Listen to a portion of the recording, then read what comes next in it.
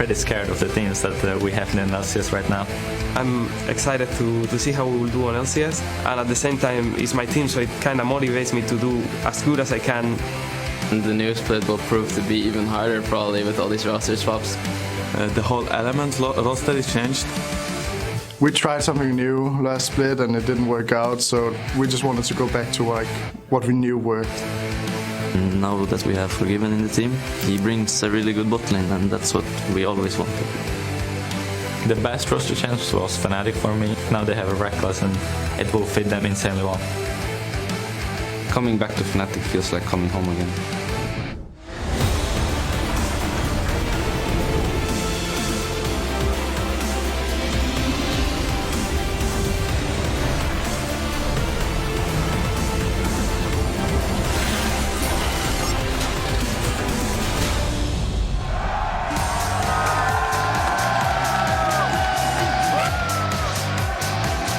Welcome to the European League Championship Series, coming to you live from our studios in Berlin, Germany. We are about to kick off week 1 of the LCS summer split, and as you can see, our fans are absolutely ready to get things started as they were a little while ago as well. Some Unicorns of Love fans that we've grown accustomed to, and there, Fnatic with a Reckless in their ranks, looking to get their first win on the board here in their very first game, which is versus Unicorns of Love. All familiar faces in that team setting up for game 1. I'm Evie Schokkesepoorter, excited to be back at the analyst desk with Challenger Series shoutcaster James Stress O'Leary and 2 familiar faces returning to the LCS stage, Origens Expeke and Soaz. Welcome back, gentlemen. Thank you. Hello, thank you. Well, the fans are also very happy to have you guys back. But the summer split begins today, and in 12 weeks we will know the 3 European teams at World 2015. So let's go over the ways you can qualify for that World Championship. First off is, of course, getting the highest number of championship points over the season, and these are the spring standings showing where our teams are at right now. Yeah, so speaking of teams and where they're at, Fnatic right now are at the top of the table. 90 points already in the bank towards their Worlds qualification, and they earned those 90 points in the finals in Madrid against Unicorns of Love, and man, was that an exciting series. Took it all the way to 5 games, one of the best series we've had as a finals here in Europe. Following them, in 3rd place, it's going to be H2K, though they've bagged themselves 50 points. They took 3rd after beating SK in Madrid. And then at the bottom side of the current table, we've got the Copenhagen Wolves and Gambit, each with 10 points. Yeah, that's how it stands right now. Of course, there's another round of championship points up for grabs this summer as well. And then the 2 remaining spots for the World Championship from Europe go to the winner of the summer split, or whoever comes out victorious out of the regional qualifier. That, of course, begs the question to the 2 gentlemen over here. How do you guys plan to get to Worlds? So Worlds is not really it's a goal for us, but we want to do a good season first and then see whether if we can go to Worlds or not. It's gonna be really difficult, but we hope that we can make it. All right, Expeke?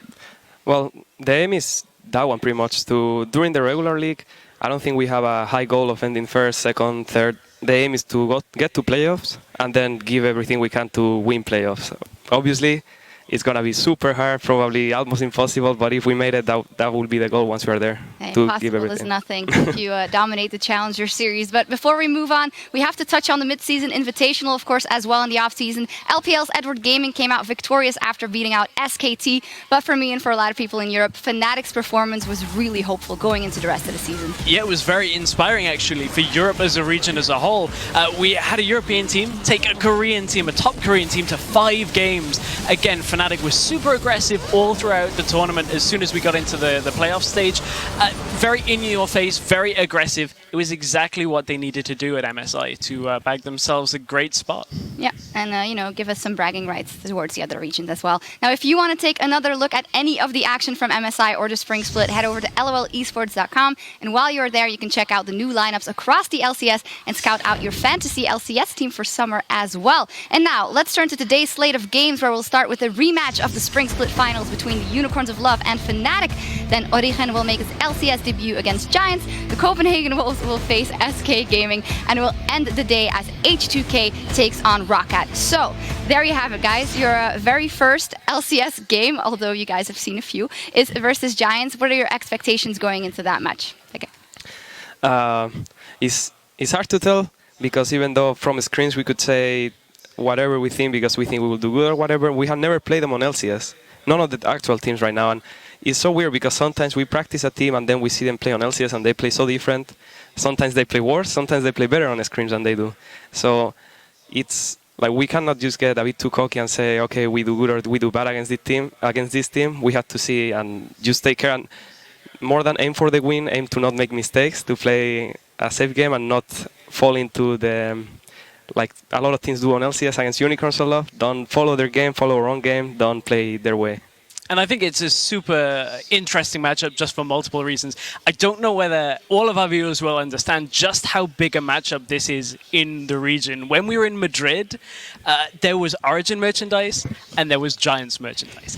Everywhere. Everybody had a piece of one of the two teams. So this is massive. How much added pressure, if any, does that put on you guys, SOAS? It doesn't put so much pressure. I think it's mostly about Mithi and Peke because it's a Spanish team. And they are two Spanish players, so I think this game is mostly going to be about mid-lane matchup against Pepe and Peke, and it's going to determine how the game is going to go. Don't worry, they will flame you too. I bet you've missed that, so anyway, They always flame me. Yeah. Taking another step back, maybe looking at the league, and you guys have gotten to sit back and look at the entire spring split and all of the teams. So what has been your impression of the strength of the teams and being able, as you say, to get a good season and make it to playoffs, how feasible that is? I think we can do it. I don't know really what to say, honestly. Mm-hmm. We just need to wait and see. Yeah, I think we're gonna see because, for example, this season compared to last ones, we have a lot less matches in LCS. So we are gonna have to be more prepared for during our scrims, during our pre-matches and things like this. Mm-hmm. So yeah, we're gonna have to see during the season, anyways. All right. Well, we will see indeed. I do have one final question. We need to get this out of the way. Origin. We all say it differently. Peke, tell us what to say. Well, both ways are fine. Okay. Origen is how you say it in Spanish. So you actually say like if you were a Spanish person, mm-hmm. but origin is how you would say it if you were not a Spanish speaker. But you say it exactly the same twice now. Origen? Origin. Yeah. All right, so that's it then. That's it then. And anyway, well, good luck in that matchup as well. But for us, before we kick it over to the casters for our first game of the day, we want to know what you think of the competition heading into the summer of 2015. So tweet at LL Esports and let us know who is your player to watch and why. A couple of my players to watch are right here on the desk. Stress, who are you keeping an eye on? Well, it's funny because my player to watch coming from the Challenger Series is their teammate, Niels. He has never been on the LCS stage. He put up a great showing with you guys in Challenger. I'm excited to see how he can compete against the likes of Reckless and Forgiven. All right, then for you guys, is there anyone you're specifically looking out for that you haven't played before, that you have played before? For me, I'm mostly looking for Fnatic with Reckless coming back to the team. I think it's a really great addition for them. And yeah, I'm looking forward to play them because I think it's the strongest team right now. So yeah, I would like to play against them in LCS and see how we can do. Yeah, okay. Well, the same a bit. I was surprised when Reckless went back to the team, which makes it a lot more hype to play them again because it's gonna be more fun. They are super good, and beating them will like be so good feeling for us. And even not beating them, it will be already nice to play against them and see. Especially something fun is to play against someone that you played with. Because it feels so different when you play with people and then you play against them. You see stuff that they do that you didn't realize or that they didn't do. So it's good to get a different point of view when you play against all teammates. Yeah, definitely going to be a hype matchup. Remember to send your responses in at LL Esports and include that hashtag LCS so we can talk over some of your answers later today. And now it's time to send it over to the desk for our first game of the split where the Unicorns of Love have a grudge to settle against the Spring Split champions. Kripo's so handsome. Thank you so much, guys. And as Peke said, Kripo is so hot. My name's Quickshot. That's the Fisher, and we're joined by the newest member of the LCS shoutcasting team and Peke approved hottest member. yeah, no more feeding too. Like, this is going to be great. I certainly hope so. Guys, Summer Split is about to start, and it's going to be a rematch between the two spring finalists, Fnatic and the Unicorns of Love.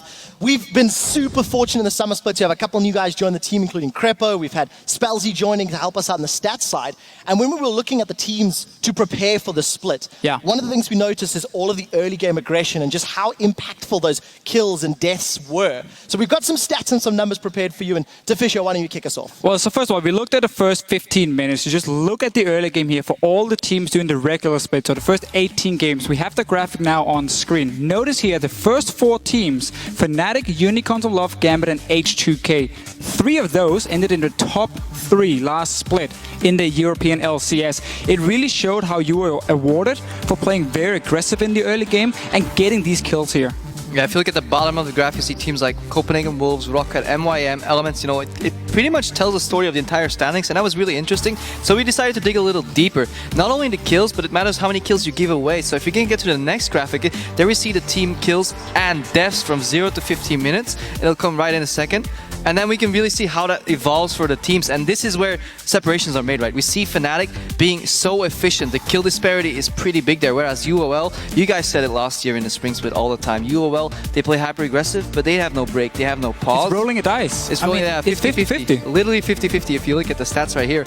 And yeah, H2K, objective-based gameplay. Yeah, it is the objective one where it's more about the towers for them and taking more the safe engages maybe, so they're not giving away as many kills. But then you look at Giants, because people might wonder why they so far up the list when we are trying to say it's very good you get all these kills here. The problem for Giants is, yes, they get a lot of kills early on, but they give away even more to the other teams. So they simply make too many mistakes. And that's why they ended up as one of the bottom teams. Okay, so we've taken a look at the kills, we've taken a look at the deaths, but what does this actually equate to in terms of game control, in terms of gold, in terms of leads? I know we've sort of stepped away from kills and deaths and started to take a look at the gold differences between teams. DeFisher, cue us up there. Yeah, so once again, we can just pull up the graphic. We're in the first 15 minutes and we try and see how much gold do you earn and how much gold does the other team earn when you play against them. And the funny thing is, we didn't even mention SK Gaming yet, despite them being #1 in the last split. Forgiven style. Forgiven style. This is the 1-3-1, strong laning phase, push it in, get down these towers here and just win due to farming way better and bully out the other team. It's not about the kills, so they give very little gold over to them, but so does H2K. Yeah, and you see in addition to that, Giants is giving away not even like kills and deaths, but they're giving away more objectives too, and this shows that why they're getting so much more behind in these games. They lose a lot more gold. Yeah, and with Giants, we can say the same for Unicorns of Love, because we mentioned how they went even 50-50 in kills. They don't get the towers, and if you look at both Fnatic and Unicorns, it's almost like we just swapped it around. Yeah, and then the one anomaly here that's not mentioned is Gambit. It shows, you know, they get more kills and deaths, they get added in gold, but somewhere along the line, it goes wrong with their shot calling. And let's see this season if they fix it. But going back to the point you made about UOL and Fnatic being pretty much mirrored, that's going to be an exciting matchup then today. It is, and it is the opening matchup for the Summer Split. So let's take a look at the starting lineups to remind you guys at home exactly who's playing for who. On the blue side in this first matchup, it is the ever unpredictable Unicorns of Love.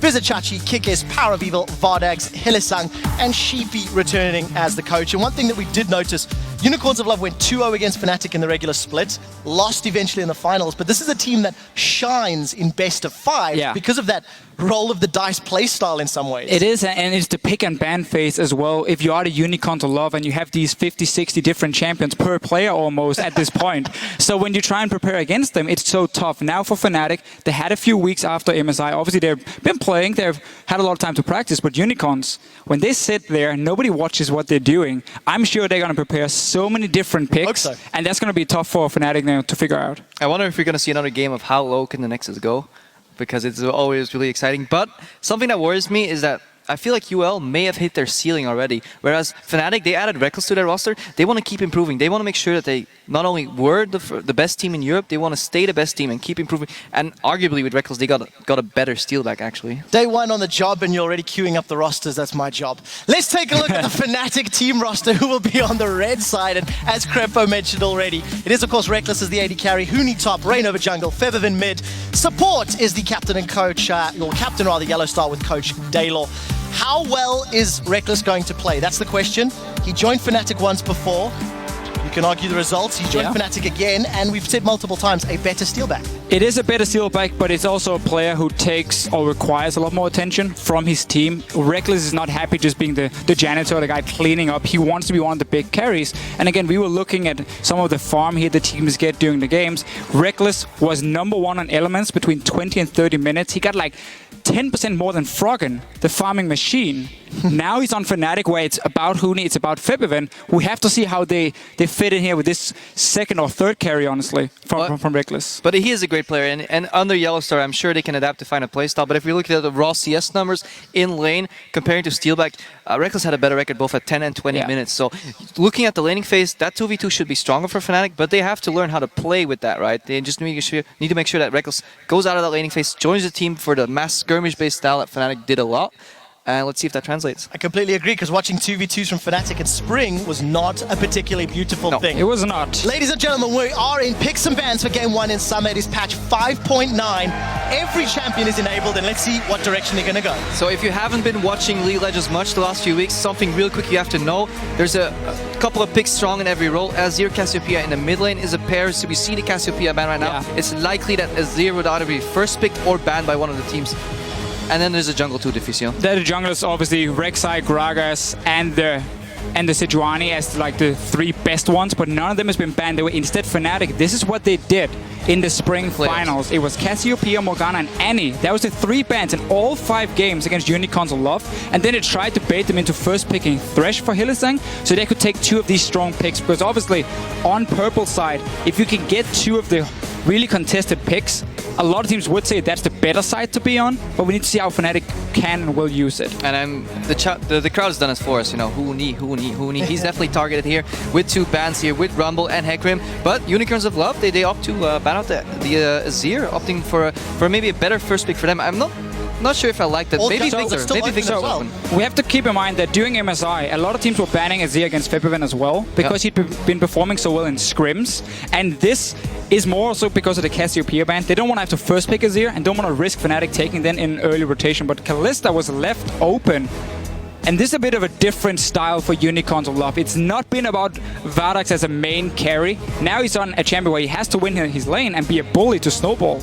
I like this pick because Kalista traditionally does very well into Sivir. And Fnatic is a team that plays with a utility AD carry and then focuses on the solo lanes a lot more. But Kalista does so well against it that Reckless might be forced to pick Urgot here. Well, we'll see whether or not Reckless does. That's the first time Vardax has played Kalista all year long, including their playoff games and the regular season. Yeah, and for Fnatic, I mean, so there are 2 support bans already. Okay, so Bard is enabled. Bard is enabled. As is Victor. New Ashe as well. Reworked Ashe is up there. 5.9 to that. A lot of new ones. All right. Deficio knows Bard very well. Yeah, I think so too, actually. I've gone to the Crippo Bard school, and I've tried to learn as much as possible. Let's wait until we see the Bard, actually. We see Gragas here, Hubbard. We mentioned how there were 3 junglers right now. We've seen almost every single game either banned or picked. In this case, the Gragas is not really surprised. I like this pickup here with the Ashe. I like this. I think Ashe actually does pretty well into Kalista with the She has a very, very good laning phase. And to me, the new reworked Ashe here is one of the most rewarding AD carries if you have good positioning and you know how to really time her abilities. Reckless is known for that. UL's bot lane got a lot of kills though in the previous splits. When they had Morgana Thresh. If they can close the gap on the Ashe, like if she starts falling behind, she can go from 0-1 to 0-2 and 0-3 really quickly. However, Yellowstar and Reckless are pretty good at playing safe and calculated in their lane, so we might not see that. And I want to see if Nautilus is going to be the support pick then from Hylissang in here, so you can basically target the CC on the Ashe and you know you're going to get a chance to lock her up. Or of course Annie can do the same with the tippers. So I really like the response here for Unicorns of Love. They say we know you have an immobile AD carry. Double hard engage. Double hard engage instantly. Our AD carry as well can stay behind on his own and he can dance around and basically be safe. Yeah, and you pretty much play yo-yo with Annie. You know, you see goes in, she flashes 10 tibbers, and then you pull her back out with the ulti, throw her back in for an extra knockup. Maybe she charges up another stun, and then her job is done, and she can die. So we have to look at what Fnatic can build outside of the jungle AD carry, because what Ashe does as an AD carry, she enables hard engage, which means you can now take a top laner.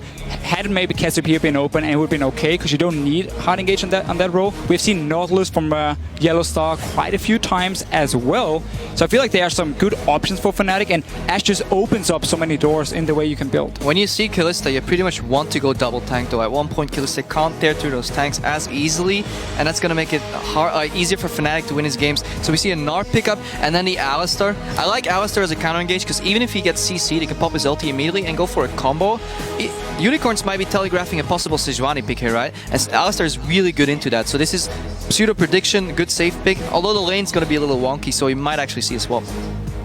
Fnatic, though, is really building a comp that can protect an AD carry. As long as the flash tapers from the Annie doesn't land in the face of Reckless, this front line here provides so much appeal. Like, Gragas is one of these junglers who has so many different roles he can fulfill. He can be the guy to start the fight, he can be aggressive early game, and he can peel for an AD carry. So that's very effective for Fnatic in terms of the overall team fight.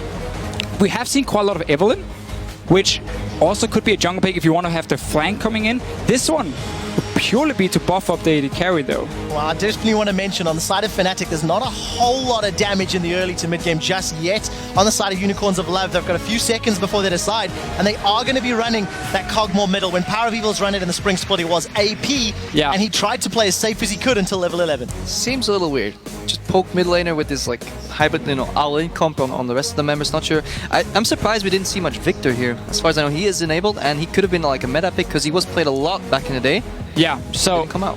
Victor is basically seen almost at the level of Azir and Cassiopeia, especially in terms of his late game damage. And also he has a very safe laning phase. It could have been a blind pick, but this is a comfort pick for Power of Evil. We have seen it time and time again. Clearly, he's not afraid of taking it without seeing what we can get in from Febiven. Zed has been nerfed here, so that's one of the counters that was good against this pick, which is now slightly worse, at least in that sense. But Fnatic, they're gonna rely a lot on this engage from Reckless and then follow up, because they got like 3 champions that can follow up really, really well. Now even 4 with the LeBlanc on that arrow.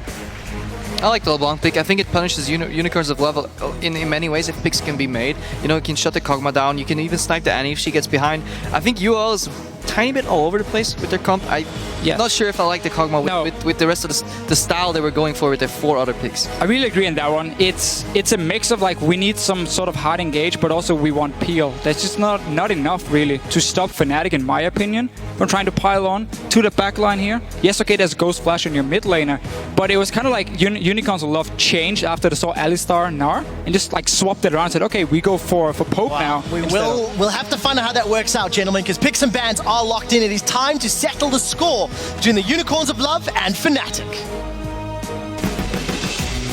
And Fnatic have an uncontested Nexus, and they will finally win the Spring Split!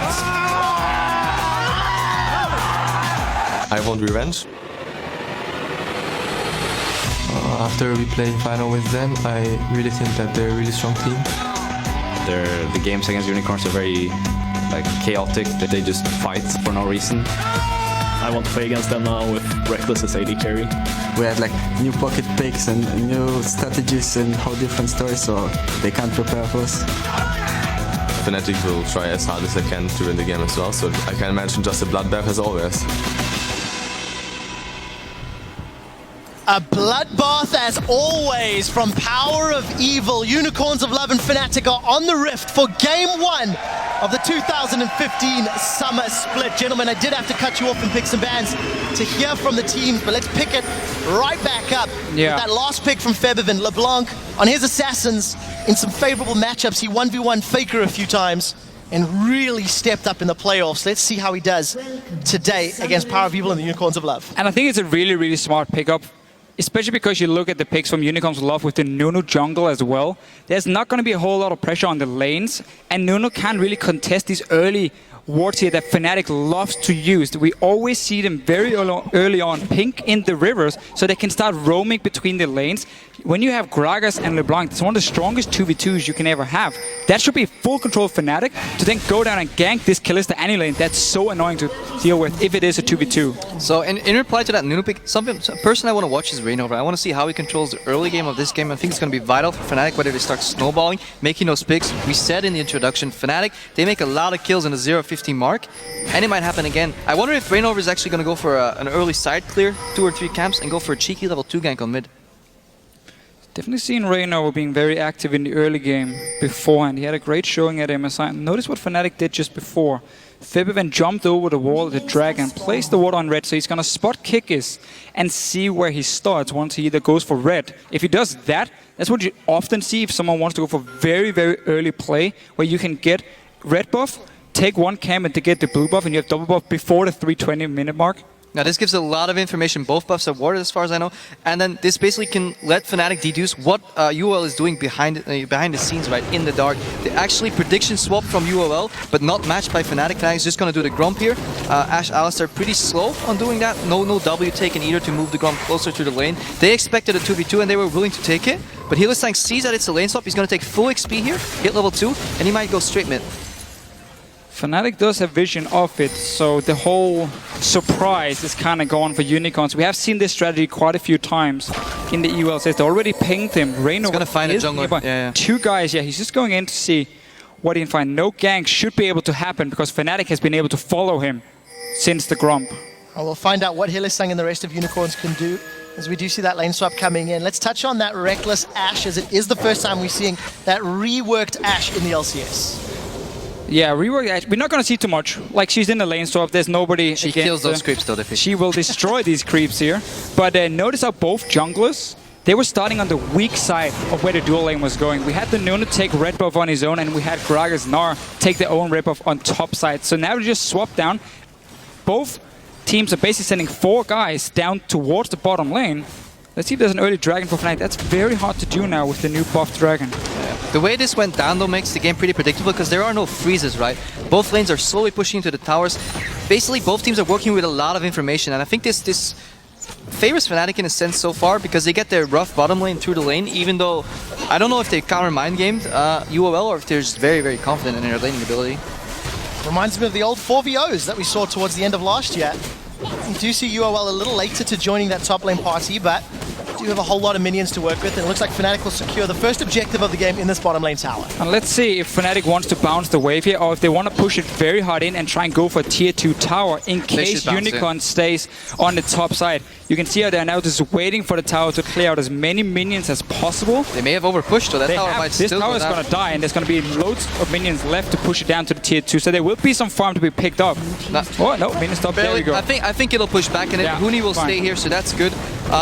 You could have extended this a little longer because Ashe is a BF sort 80 carry. Kalista, depending on what build she goes, you could prolong the laning phase. But Fnatic is deciding the tempo, right? They take the tower and the dragon, and UOL can't trade with an extra objective. They just get that one tower, so Fnatic taking the lead here. I definitely like this play, and I don't even think you care too much about the fact you only get a pickaxe because Kalista, in order for her to be really lane dominant, she also wants that BF sword. So if you just speed it up for both of you, so instead now has to just go for some lifesteal and now pickaxe for Rector. So he's going to have some good early trades. Like, the thing about the new Ashe here is she can basically do 2 things. You can do the very quick trade where it's auto attack volley, and you just back away and you should have won that trade. Or if you stack up your focus, you can activate that Q, and then you have a few seconds where you're going to be stronger. Fnatic being really smart here. They know they've taken the tier 1 tower on bot lane. They've taken a dragon. There is no reason for Ashe and Alistar to be on the bottom side of the map. It is very likely that Vardax and Hylissang are going to swap back to bottom. Keep dodging them, you know. Let Huni range farm against them. They're not going to take the tower too quick. They're not going to kill Huni because Huni is pretty good at, you know, dodging these devs. And then they're just going to go for another tower. And Fnatic is just scaling that Ashe upwards and upwards until they get comfortable levels, until the Alistar hits level 6 and can start roaming and tower diving. I want to see how Fnatic handle themselves once they do get Reckless to level 6. Because they do have a combination of champions that fits their playstyle, finding those kills. But this level of coordinated defensive play almost is quite uncharacteristic from Fnatic. We've seen it from UOL when they run their range poke mids. Reaction from Fnatic here. Bot lane's frozen by Vardax, so they send more members up for a cross-map objective in the top lane. We can see both teams are reading the exact same thing here. Unicorns knows by freezing the bottom lane, they have to send guys up and defending the top tower before Fnatic even moved in position. So we got 4 guys versus 3. Everyone is against each other. Let's see if Fnatic want to try and go for any of these aggressive plays, Trevor. They want to go for the Annie here. See if they can focus him down, gentlemen. 4v3, Fnatic are looking, they want it. That's a two-man stun from Hylissang. It's going to dissuade the aggression as the minions have been killed out.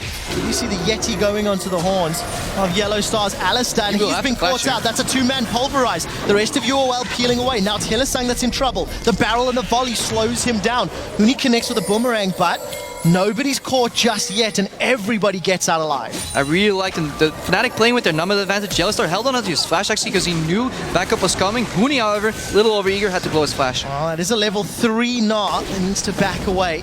15 CS versus the level 4 Chachi, and we did see Power of Evil's Roam forcing that Summoner spell. If you look down the CS numbers, even as far as the opposite numbers are correct. So let's just see who can get the advantage from all these shenanigans. Yeah, Unicorn staying and trying to defend. Here's the dive. Oh, they've got on Hylissang. That's the bounce and the hop. First blood goes to Reckless. He's back for Fnatic and he's already on the board. Takes 2 turret shots before he's forced to peel away. Rain over Huni and Yellow Star. They want Kickers. They get Kickers. Vizichachi's the next target before Rainover's forced to flash to safety. The volley, and that's 2 kills for Reckless. Fnatic 3-0 at the 7 minutes. And I just love how they stay up here because they know they have the 4 guys. They have good poke as well from Reckless, and they're just waiting for one mistake from Unicorns of Love.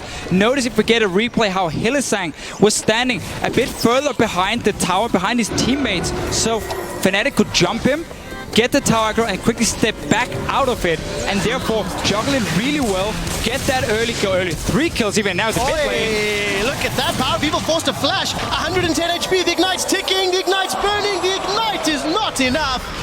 And Power has the evil to survive. And I just want to highlight, we said it before, Fnatic is just more efficient. They read that freeze beautifully, and UOL, look at the bottom lane right now. Kalista's doing nothing, and they chain that CC so beautiful. Knock into knock, multiple knockups, Physio. And look at this from Yellow Star.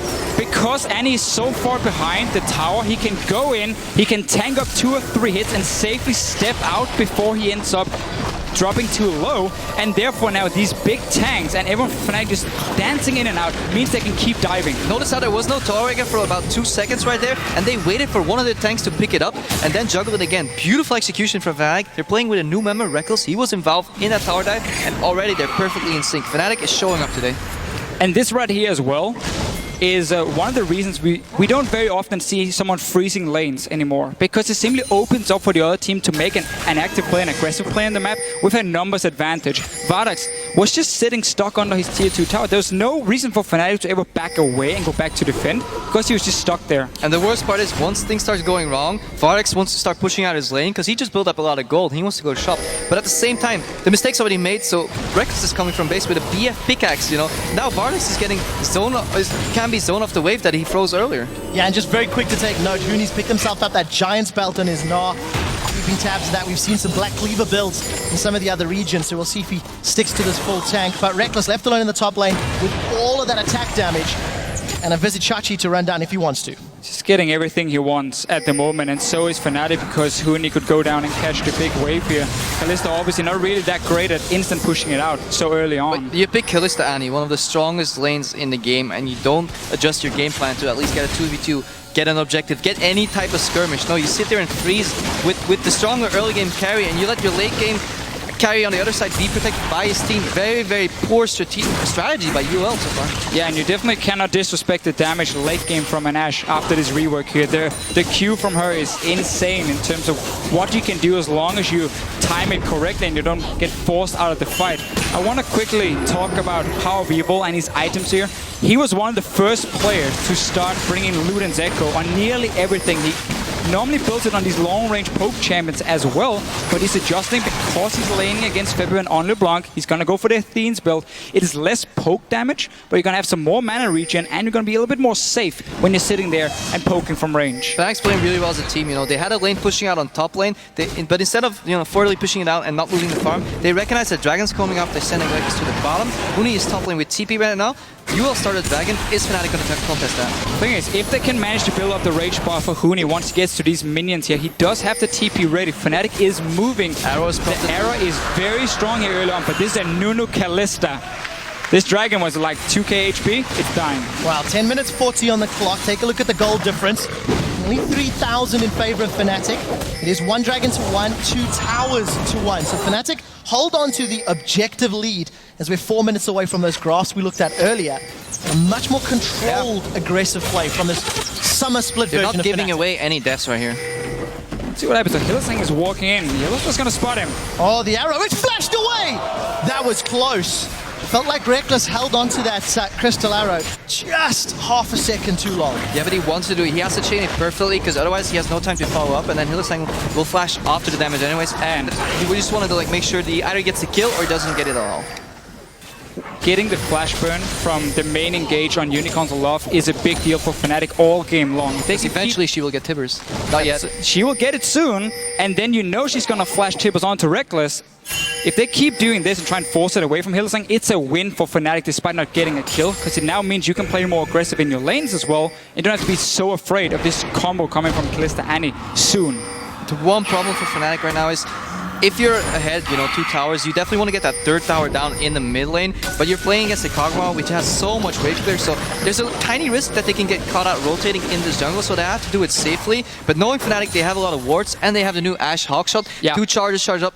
If they get caught, it'll be a big mistake. And here's what I would do if I'm Fnatic. I would wait for my Infinity Edge on my Ashe here, because it's such a big deal for her, seeing as she's always critting with her auto attacks, with the new modified crits here. So just getting Infinity Edge completed is a 30% damage increase just straight away, boom, right there. Get that completed, then you can walk mid, you can try and shoot Power Wheel with the arrow here. If he gets hit or just get poked out, that tower is yours, and that's how you can slowly play it and just wait for at least 1 item spike before you become too aggressive, because right now they have fine control to just sit passively in the lane and just collect the farm. Well, we do see the fans at home and in the audience are in favor of Fnatic. 75% of the vote for the Spring Split champions. Yellowstar has to play back a little bit here, still level 5. He can get insta-pop. Once he hits level 6, he can actually put up more what they call forward zone. He can walk up and create zone for Reckless in a way that if he gets hit, he immediately pops his ulti and can counter-engage, and that way they can lane easier. But Febiven is going on PoE. Oh, let's see if we can find the kill. Ignite's available, but Febiven decides not to follow up after using his full rotation. Talking about the zone here, we can even say Febiven is somewhat doing the same in the mid lane. Fnatic always plays this way here, and it becomes even more impactful when you look at these pink wards we mentioned earlier in the game in this river here. So they take over the river vision, meaning whenever this Alistar or LeBlanc jumps forward, you think to yourself, there's a chance the jungler is here. So I cannot go and trade back, I cannot go all in, because I risk getting ganked then, and you just have to always back away. That makes you lose the trades, and you just slowly fall further and further behind then. Yeah, good tempo from Fnatic so far, and also just like really good vision control. The one thing that speaks for Unicorns right now, they have that cheeky little pink ward down at the Wolves. Sometimes they will see Reignover rotating without him knowing that, but they haven't found an opening yet. 0 kills with the Kalista Annie lane, Maokai, aggressive jungle like Nunu, and only 1 dragon. UL is behind the curve at the moment. And here's what UL is waiting for. They want level 11 on Power People, and they want that Luden's Echo completed. That's where they always start grouping. They're doing a little bit early here compared to normal, but it's a good rotation because the lanes, we had the Gnar sitting top and we had both Reckless and Yellowstar sitting bot lane. So it just got a bit of free tower, but you're waiting for level 11 on Power of Evil, then you start making plays. Yeah, and Power of Evil did pick up some damage just a moment or two ago with that needlessly large rod. Still no, complete ticket items, whereas Febiven, Morello Namikan as well as those Sork shoes, chilling Smite versus challenging Smite in the jungle. Sidestone picked up for Kick, it's no surprise there, but really Fnatic, they've got their lead, they've held on to it, and they've not made any risks that could be punished. I think this game will stay in a passive state with gradually moving the ward line up from Fnatic until the next dragon, and then we might see some action, but it's second dragon for both teams. Not entirely sure. They're moving to the jungle though. Oh, Yellowstar, he does have that Unbreakable. He decides to engage. That's a flash pulverize. He headbutts Power of Evil into Febiven's hands, and Reignover knocks him right back in. There's no way for Power of Evil to get away. Like I was wrong, Trevor. And that's another kill we both were, Crepper, because I wasn't expecting that. The Yo-Yo gets pulled back, and Vardags throws him right back forward. Hillsang trying to find somebody from Fnatic to jump onto. Huni does it, Mega Gnar. Level 9. Let's see if Fnatic can find anybody else. I'll be happy with the mid tower. Yeah, they break open that tower. That's so important. It is. So we didn't get the Infinity Edge on Reckless before they did it, but they did decide to swap in mid. Felt like now is the time to do it. They're pushing out for another one. Look on the flank here. We have Maokai coming in and Annie down on the bottom. We'll have to see whether or not they can make an impact. Reckless has still got that crystal arrow available. holds on to it for the time being. The Unicorns only have like 2 forms of engage, you know, either Annie being thrown in by Kalista or just flash tippings and then Maokai, but they're so far behind and there's so much vision from Fnatic that they're such a good team, you know, they won't get flanked that easily, and it's looking really good for the Unicorns. And look at that last play. We were seeing 2 guys sitting in mid lane, pushing it down. Suddenly Yellowstar walks in alone near the Raptor camp. It looks like he's getting caught out, but this is where Fnatic always does it so well, because Reno was running from the other side of the tower already. 2 guys were running down from mid lane, so instantly, as Unicorns showed themselves, Yellowstar popped his ulti, headbutted Power Weevil back. That was a kill, that was a mid tower, and that's there. It looks risky, it looks very crazy, but they always seem to have a plan with it. But it's like Daylor said in one of his interviews, that's the coach for Fnatic, they make plays with high expected value, you know, they have the really good combo there, they kill somebody and they immediately take a tower. Earlier, Kalista was freezing the bot lane, Fnatic, they grouped up on top, they dove, CC chain, juggled the tower aggro beautifully and got the tower. Now they dove again, knock up into knock up, and they got the tower. Fnatic's playing calculated, they have a goal in mind every step they take. And they have a 5,000 gold lead to play with. This is sort of the styles of the 2 compositions that we saw towards the end of the spring split, but Fnatic has just gone multiple levels better.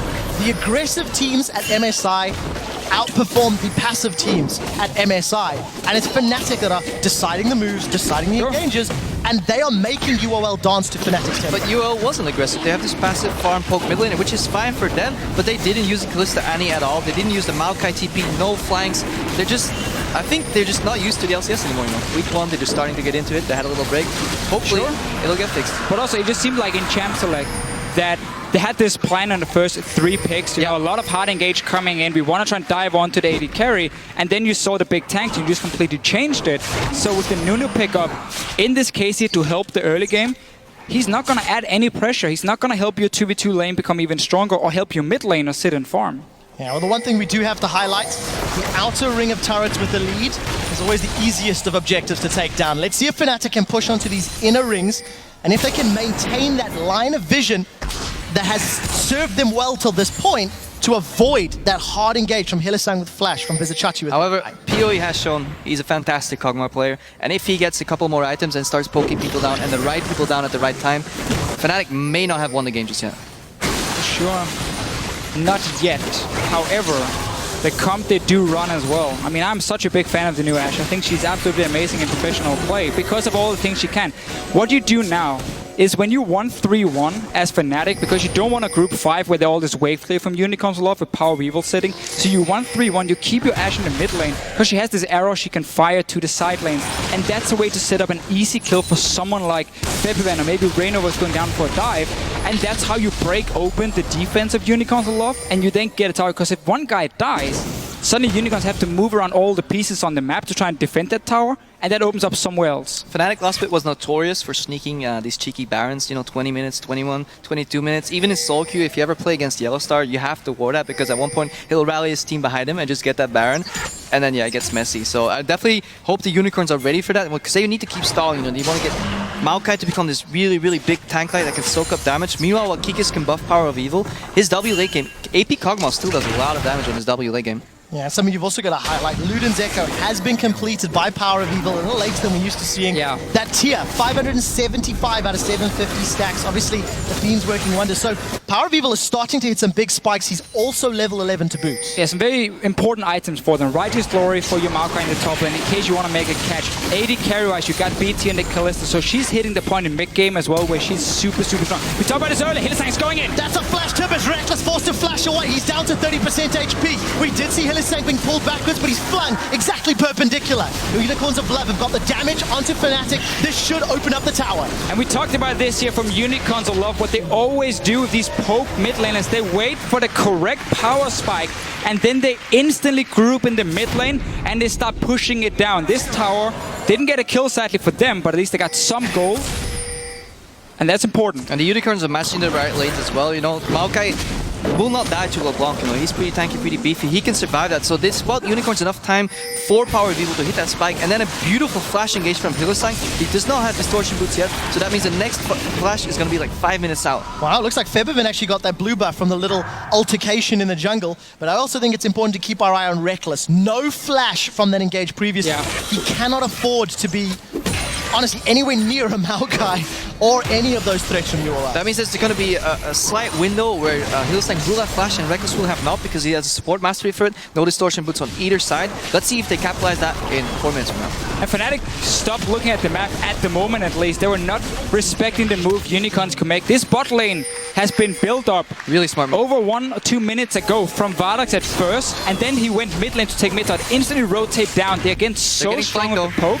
Let's see what happens here. All 5 members on the way, and that's a hawk shot. Boom! Well, we do see Huni. Mega Gnar is very close to popping. He hops over the wall. Righteous Glory is going to give some speed here, but it's Fnatic are a little split up. Huni's about to go. Mega Gnar's Power of Evil has shredded down the cow. Now that's 1 victim from Fnatic. That's a 2-3-man Gnar against the wall. Huni's trying to do what he can as Feathervin has found Power of Evil. The stun lands onto Hylissang, but it's not enough. Feathervin has dropped Kikis' Nunu as Chachi will be the next victim. Fnatic turn it around. They've got 2 kills. The re-engage. Vardax has still a lot of HP and Power of Evil mana to play with. They end up trading a 2-for-2 as Unicorns of Love were in full retreats.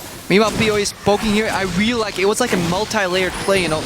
UL goes down on the bot lane. Fnatic reacts by trying to flank, but they split up. And in reaction to that, you saw them. You saw UL turn around and take the fight, and you were wondering why. Because Power of Evil was coming from the mid lane, blood boiled by Nunu, and they immediately took care of Yellowstar. Good reaction from Fnatic though. The double knock-up into knockback into Gragas barrel was almost lethal. Just watch the arrow in this fight later. Yeah, and also Fnatic, we have to highlight they're missing so many key ultis and even flashes here for someone like Reckless. Look at Yellowstar, he's the first target because he had to use ulti beforehand.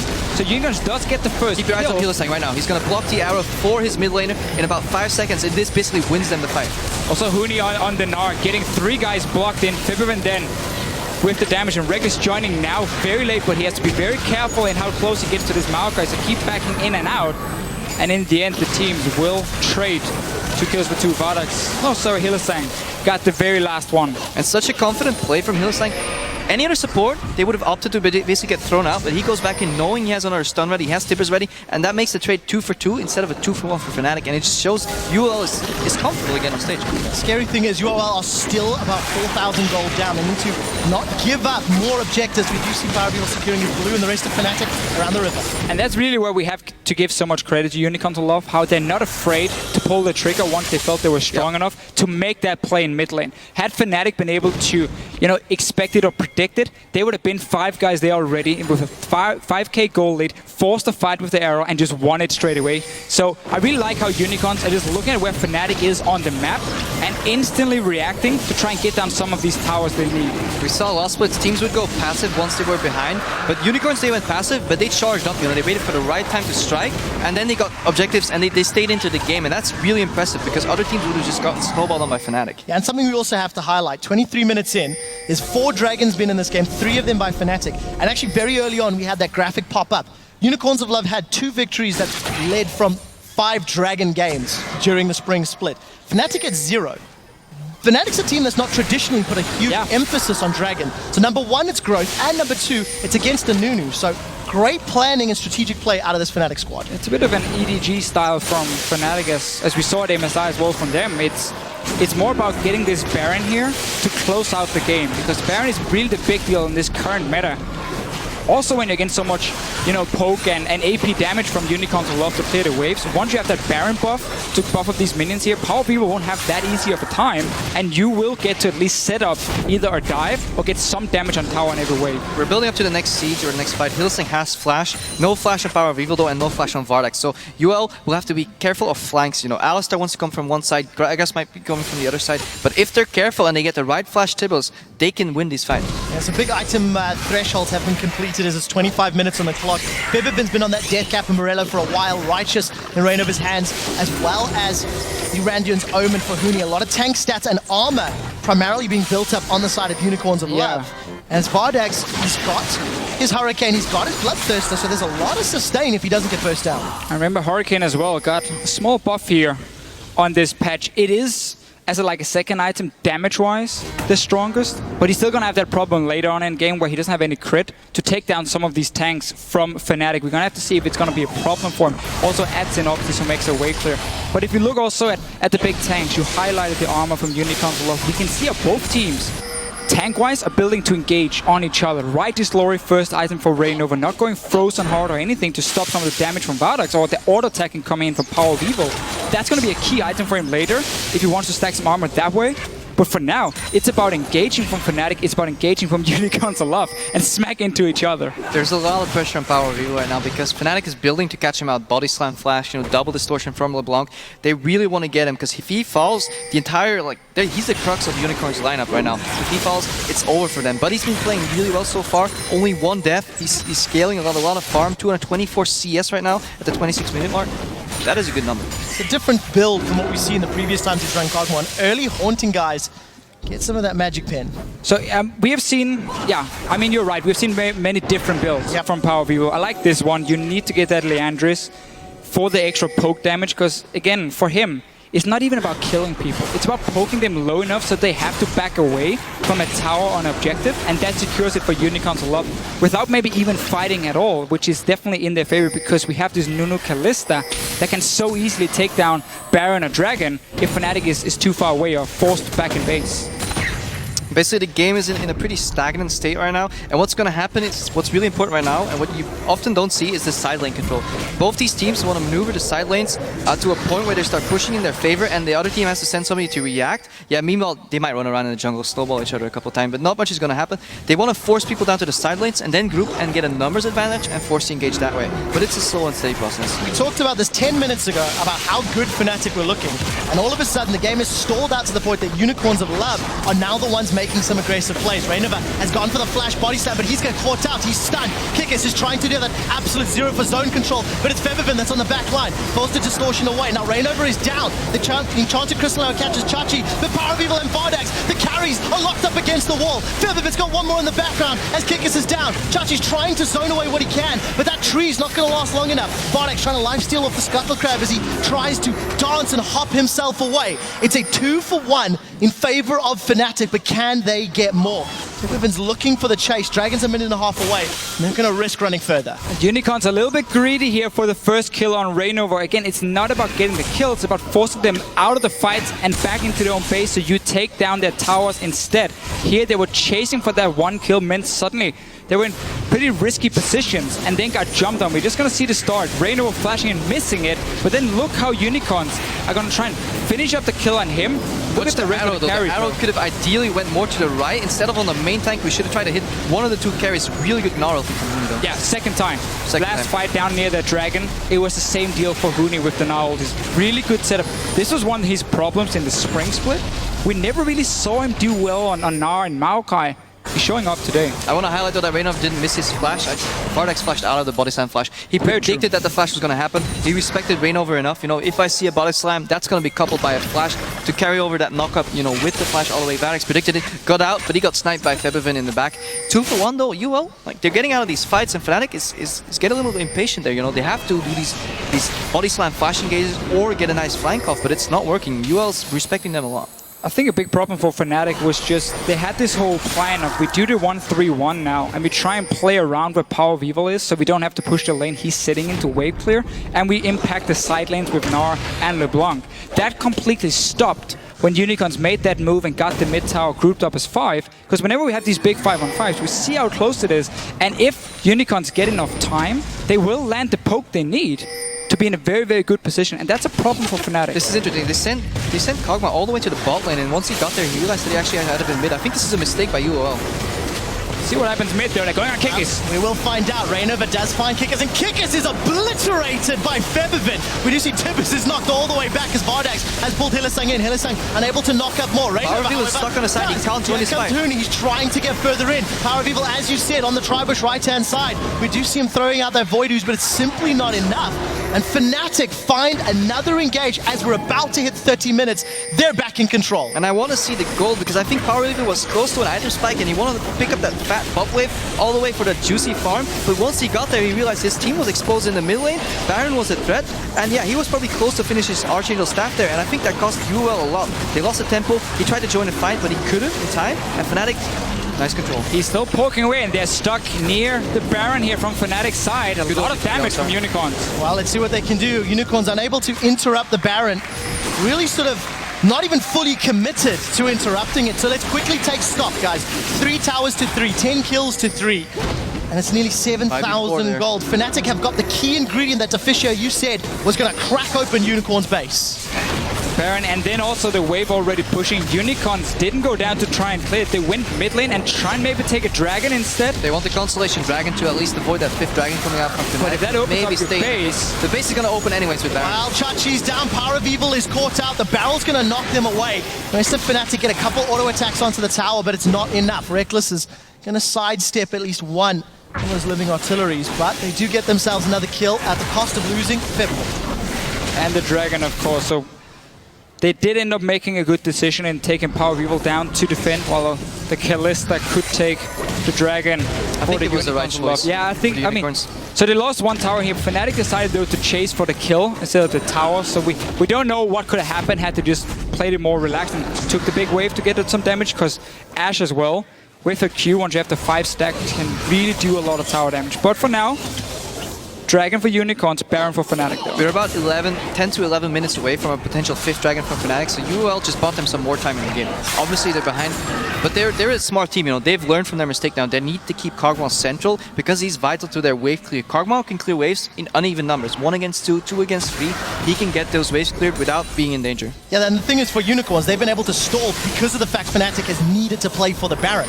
So that extra couple of minutes may be enough for Unicorns. And the second Power of Evil stepped away and wasn't there to try and land some of this poke and play the waves. That's where Fnatic, and that's why they built something like Righteous Glory as the first item on Reignover to punish him Arrow and the Gragas going in. That's how you force the fight instantly. Bot lane towers, well, the 2 side lanes here, Unicorns have not been able to control the waves, and therefore allowed Fnatic now 2 towers with the Baron. And this is why I like going for the dragon right after a Baron is down, because you're gonna lose your outer towers anyways. It's a matter of time, you know, either you lose them immediately or you lose them a little later. Those Baron creeps, they're too strong to defend, and it's such a vulnerable position. In your base you're safe because you have safety behind walls, but defending those tier 2 towers, that's too much flank opportunity for Fnatic. UL has to back off anyways, but they bought them some time, you know, 2 dragons against 3. Fnatic siege up for the last 2 tower in mid here. I will see that Baron is slowly wearing off. Fnatic are split, 4 members in the mid lane. We do see Febiven hanging out towards the bottom lane. All of the outer turrets are down. Fnatic in absolute control of the map. Now they can see what further pressure they can apply on UOL's base. We just needed one big fight that led to the Baron for Fnatic. Obviously had a few times where they tried the engages. Now 10k goal lead once again. Let's look at some of the items completed for them. Really big pickup here on Reckless. The QSS Quicksilver Sash picked up. He can basically cleanse out of the Annie stun, and the only thing that can take him down now is the snare into knock up from Maokai, but he can flash that or poke from Power of Evil, and this means a lot. This means Fnatic puts less resources on peeling, because Reckless can take care of himself, and move more resources forward to diving, and that's going to be really important because they want to shut PoE down. And something we have to highlight, if you look at Reckless's CS at this stage in the game, in contrast to Huni, this is a slight shift in Fnatic playstyle. You touched on the CS difference and the CS priority from Fnatic in the spring split. That's a good point. Game 1, it's instantly reversed. But it's also Huni not playing a carry top laner. He's on the tank this time around here, so they are basically saying, we rely on Reckless and Febiven to be the main damage dealers in this game, so obviously they need that extra farm, and as long as they can stay safe, or at least Reckless can stay safe, Fnatic have great damage from here on out. Yeah, versatility and playstyle is what you need once you move towards the world stage. You know, Fnatic, they could play linear playstyle in the season in Europe, that was fine, but if they want to do well at Worlds, it's going to be nice to see if they can play around Huni one game, around Reckless. We'll have to see whether Reckless can do well with less farm and Huni with more in this team environment, but it's nice to see that they can shake things up so far at least. It's so exciting that we have these questions now moving forward and seeing how Fnatic can develop and grow, because Yellowstar said it in the opening weeks of Spring Split, just give us time. We only have one playstyle, but we can learn, we can adapt. And they're one of the teams that's showing it. UOL also, in some ways, they went from just sort of like team comps to poking mids, which is also great, but it's not quite being executed as well today in summer. It is fun though. It's 2 teams who, despite ending number 1 and number 2 in the EULCS, are very down to earth. They're always talking about how we know we have a lot of things to work on. We know we need to fix a lot of problems. And it's really cool to see how they can adapt now during the split. Fnatic already coming off to a great start, but Unicorns are definitely not giving up. I actually like putting Ashe in the top lane here because they have the 3 tanks in the mid lane. In a 1-3-1, your mid lane is prone to getting grouped on, but 3 tanks there makes them really quick. Well, they're engaging. Well, sidestep from the Ashe. Yellowstar gets in. He manages to get a big knock-up. We'll see whether or not that Maokai is enough frontline. Now Featherfin's joined the fight. Hylissang, I think, flashed forward for that one. Instant QSF from Reckless, but the massive Gnar against the wall. Fnatic have just won the team fight thanks to Huni. 4 members of Unicorns of Love are down, and Fnatic are pushing through. Huni, once again, delivers for Fnatic. And this is actually all the QSS. I want to listen to the comms right here because I think UOL said, Hylissang said, guys, I got Reckless, flash Tibbers, I got him. He immediately cleansed out, and this dragged the entire Unicorns lineup forward, and they basically walked into Huni, smacked him into a wall. 20-second death time as Fnatic are going to set their sights on the Nexus. The only team that's been able to defend it a few times was Unicorns of Love, but it's not going to be enough this time round. Unicorns are down, Power of Evil's poking from the side, the Nexus is hammered away, and the Spring Split champions open up Summer with a massive victory over the Unicorns of Love.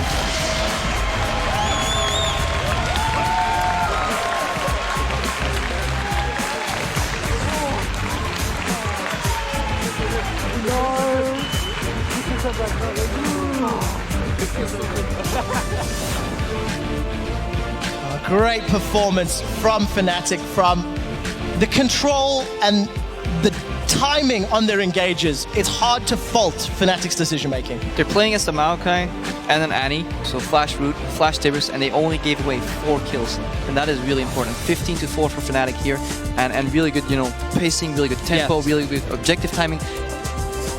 Good League of Legends. And a whole new champion pool, I'm almost gonna say, for Huni showing up on this Gnar so well, because if you look at these fights, the coordination from Fnatic by sending in Rainover and Yellowstar first to buy time, they were always playing super patient with this Gnar here. We saw in the last fight, you talked about how they suddenly piled forward for Reckless, and that's where the flash ulti comes in for Huni that turns the entire fight around. I love the way to play with this frontline tank here, and also we got some of the questions answered in regards to Reckless and how much farm, how much attention he's going to get. They put him on a champion he could carry on. They gave him everything he needed, and it worked out for them. Well, we saw some heavy looks there from Kikis on screen a moment ago. One of the guys who really shook things up in the Spring Split. Put himself on the Nunu this game. We talked about how it was going to have little to no impact in the laning phase, and for a guy like Kikis who has the ability to put the game on his back, you have to go back to the drawing board. You have to talk about the team comp, the early game decision making. Crepper, you wanted the 2v2 from that Kalista Annie, and it just... Even if you don't get the 2v2, put the pressure so people have to react and match that strong Kalista at level 6, or earlier levels even, match somebody with it so you have even numbers and you can exploit that some champions are weaker in the early game. Fnatic really masked that weakness very, very well by putting more people around the top. And that top lane died. It didn't come out of nowhere, right? It was calculated, really slow, nice and easy, and then a beautiful juggling there. Just one guy goes in, he goes down, Reckless starts tanking, he flashes out. And then the most important part on that dive, there was a 2-second window where there was no tower aggro, and they waited. They waited for their tank to pick it up, and then in and out again. That's one of, I think, the most impressive control tower dives we've seen out of the European LCS. So often they're chaotic and messy and sloppy, and nobody knows where the tower's got the aggro. But it was very clear Fnatic were very good in their communication, and they knew exactly what was happening. And it just seemed like for Unicorns of Love, with the comp they had as well, they knew when they should start grouping, but not how to get there. So it seemed like the plan for them early game was very passive focused. They didn't really have any answers to what Fnatic were doing. I think they got surprised by the lane swap. Probably they did. But then once they hit the spike on Power of Evil, that's where we started seeing the Unicorns of Love we know. But it was just a little bit too late. It became too hard because they were still behind in gold. Yeah, it wasn't enough for the Unicorns of Love. And I think for Fnatic, 75% of the people at home voted for them to win. I did not expect that level of performance. I did not expect, because it was very tempered aggression. This is the one thing I was critical of Fnatic at the beginning of the split last split, saying it's only one style, it's just in your face all the time. Somebody's going to figure out how to play against it. And that happened in the group stages at MSI. People figured it out, played against them. But then all of a sudden, the semifinals rock up and Fnatic shows up against SKT. This is like Fnatic in their playstyle, just one step slower choosing when to go aggressive. Same time, like the Unicorns, they stayed in that game pretty well. They were down 4,000 gold pretty early, but that gold difference stayed the same for a solid 5 to 7 minutes, and they grouped well until that one unfortunate moment. I have to look at the replay later, see if it was an item spike that Power Evil was trying to hit, because Kargma should not go down to the bottom with not enough vision around Baron, with that threat of the hard engage. And even though he can join a fight, he joined it at the right side. He tried to get into that fight. Then was around a corner. He's like, okay, I'll walk around. By the time he's around the wall, fight's already And you need to over. land the poke before the fight even starts. I mean, that's why you have this pick here, to land so much poke that you're strong enough to win the fights. I just felt like Power of Evil's build this route never got into the gear it needed to at the time it needed Super to. late game. The early tier, the early chalice, it just put such a stall on his ability to poke, on his ability to do But that was the damage. matchup, though. In the mid lane, I mean, you have to keep in mind, this was a blind pick from Power of Evil. LeBlanc was the last pick for Fnatic coming in, so he felt like he had to itemize it this way to even get the farm needed to get the Luna's Echo. So, well, unfortunate for Power of Evil and the Unicorns of Love. It was a bloodbath, but it was against his team. We're going to throw it over to the analyst desk, where they are joined by the reigning kings of Europe. Thank you very much, Quick Shot. We're here with Fnatic's Febiven, and they're returning 80 carry Reckless. Yeah, getting that first win on the board with November. Congratulations, you guys. Thank you very much. Must feel good. Febiven, I want to ask you first, no regular season wins versus Unicorns of Love. Last split around, it must feel good also with the finals in the backpack, knowing that you can beat that number too. Yeah, after we played at MSI, we were so confident that we could play good in the split. And we always thought that we were a stronger team than Unicorns of Love, but we never figured out how to correctly play against them. But we finally figured it out, and I knew we were going to win this game. Can you maybe elaborate a little more? It seemed to us, especially in the early game, that you guys took a different pace to the game and you didn't fall in Unicorns of Love traps when they bait you into fights and you kind of keep fighting. What was the general idea going into the early game? We knew we had the better picks for the late game, so I got the counter pick on mid lane, and I almost killed him. He had like 5 HP or something, and we were scaling better in late, and then we just took every objective, and we didn't fall in the trap to fight them, and then we just slowly got CS advantages, and then we got good team fights off. Clean. Yeah, I want to drag it back to picks and bans, actually. Reckless, obviously just rejoined the team. Very confident pick and ban phase. You picked Ashe in the first rotation of picks and bans. Maybe you could help explain why the reworked Ashe is so strong right now. I think Ashe is just this sort of champion right now that like excels on pretty much all stages of the game. If it's laning phase, 2v2, if it's laning phase, 3v3, or 5v5 team fights, sieging, focusing on Dragon or Baron, she's really strong all around right now, so it feels like a champion to look out for pretty much. And when they first picked Kalista, I consider Ashe being like a champion to be able to play against it, because Kalista is such a lane bully, so you have a lot of range to potentially cover that weakness, but they ended up lane swapping, so I don't think it was a bad thing either for me, because I scale so well, so I just had to like play it safe, because they had a lot of CC, so I played it really safe, I think, until I got QSS, and then I played it slightly more aggressive, but it wasn't really needed for me to play aggressive either. I think as long as I didn't die, I would never give them the option of winning the game. Yeah, and the start of the game was really interesting overall, the way we had the 4v0 basically, and then you guys managed to dive under the tower. What was kind of your thought process there? Did you see how Hylissang was a little bit out of position and to go in there, or was that always going to be the call to dive? Basically before the game we talked about if their top laner goes under the tower, we're going to try to bait, like if we're going on that guy, and then just turn on the other two that's helping him to survive. And I think Hylissang just made that mistake that he thought we would dive the others, and he was just out of position. And then we had like Alistar, who's a great diver, and then he just swaps the aggro, and then I got it, and I used my summoners. So I think even if you used a lot of summoners, it was like super worth to get 3 kills there, because that like hires the tempo of the game, and they need a lot of time to scale up. So it just felt like we could get all these early dragons because of that dive top as well. So we got like a very stable lead in the game, I feel like. Yeah, definitely. But to execute a dive like that successfully, as you say, you got to keep an eye on the summoners and all the spells that are up or not. Febiven, I want to direct this to you. It means you got to have a good level of communication already within the team. So how has it been adjusting to having Reckless as an extra voice in the team chat?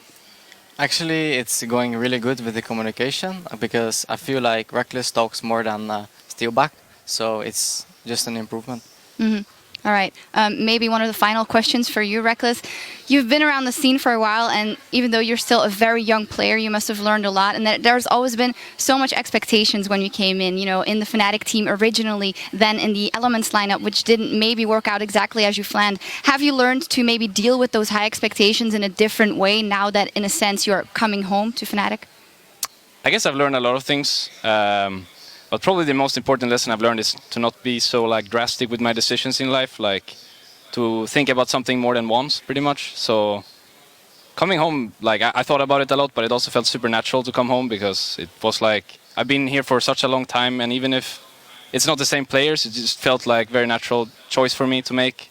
And unfortunately, things just didn't work out in Elements, and I don't have any grudges against anyone. I don't think they have against me either. It just didn't work out, and that's simply it. Pretty much. That is simply it, and it does look like you're coming home. The jersey looks great as always. Well, congratulations, you guys. First win for Fnatic here in the summer split. We need to take a short break, but when we return, the newest members of the LCS Origen will take to the stage versus Pepinero and Giants Gaming. Stay tuned. Everyone, so shut up. Nice, coach. Oh, they've got on Hylissang. That's the bounce on the hop. First blood goes to Reckless. He's back for Fnatic and he's already on the board. That's a 2-3-man gnaw against the wall. Huni's trying to do what he can as Febiven has found Power of Evil. The stun lands onto Hylissang, but it's not enough. Any no flash, any no flash. Kalista. Slowly. Just front line. Slowly. Front line. Maokai. I can have any. Nice. Oh. Hylissang, I think, flash forward. That was instant Q hit from Reckless, but the massive gnaw against the wall. Fnatic have just won the team fight thanks to Huni. And the Spring Split champions